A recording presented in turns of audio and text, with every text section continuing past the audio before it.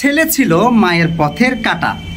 এজন্য মা তার প্রেমিকের সঙ্গে একজোট হয়ে মাস্টার প্ল্যান করে নিজের জন্ম দেওয়া সন্তানকে না ফেরার দেশে পাঠিয়ে দিয়েছে শুধুমাত্র নিজের খায়েশ মেটাতে। এমন একটি ঘটনা ঘটেছে ফটিকছড়িতে, যে ঘটনা শুনলে আপনি স্তব্ধ হয়ে যাবেন। এটি কোনো নাটকীয় গল্প নয়, এটি বাস্তব ঘটে যাওয়া একটি ঘটনা। ছেলেটার নাম কাউসার, বয়স 21 বছর। বুঝতে পারছেন, মোটামুটি ভালো মন্দ সব কিছু বোঝার বয়স তার হয়েছে। কাউসারের বাড়িতে যখন কেউ বেড়াতে আসতো, চলে যাওয়ার সময় করিম তাদেরকে পৌঁছে দিত বা তারা করিমের সাথেই যেত। এখন বলেন তো তাহলে করিমটাকে? করিমটা হচ্ছে একজন সিএনজি চালক। বলতে পারেন তাদের কাউসারের পরিবারের সাথে ভালো একটি সম্পর্ক আছে, সব সময় আসা যাওয়া করত।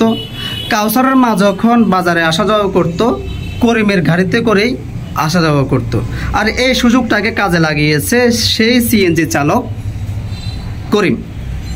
মাঝে মধ্যেই প্রশংসা করত করিম কাউসারের মায়ের।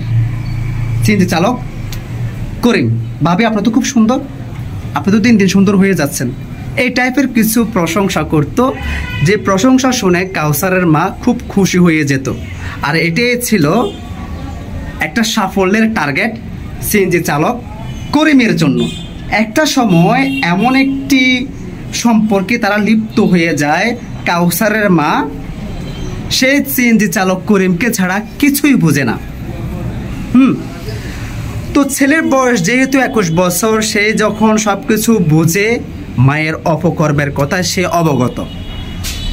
সে তার মাকে প্রায় সময় বোঝাতো, মা তুমি যে কাজটা করছো এটি মোটেও ঠিক না, এটি অন্যায়, এটি ভুল, তুমি এই পথ থেকে সরে আসো, এখনো সময় আছে, তোমার ছেলে অলরেডি বিয়ের উপযুক্ত, তুমি এই বয়সে এসে এগুলো কি করছো?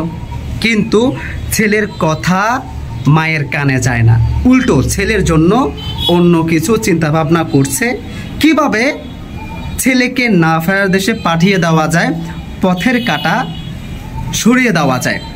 মাস্টার প্ল্যান করতে শুরু করলো সে প্রেমিক করিমের সাথে। যেমন কথা তেমন কাজ। একদিন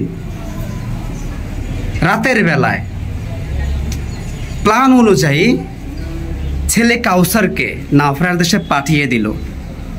পাশে দেখতে পাচ্ছেন ছেলে, মা এবং সেই করিমকে।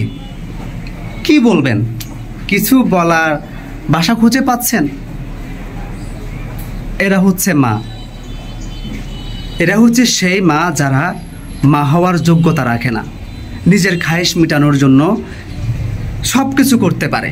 এরা হচ্ছে সেই কোয়ালিটির মা। আমরা মাকে কী হিসেবে বিবেচনা করি? মা হচ্ছে জান্নাতের এক টুকরো অংশ সন্তানদের জন্য, যার পায়ের নিচে সন্তানের বেহেশত।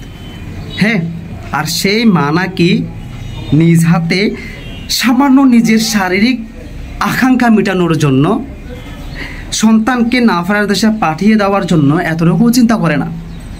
তো আল্লাহ ওই সকল মাগুলোকে হেদায়েত দান করুক।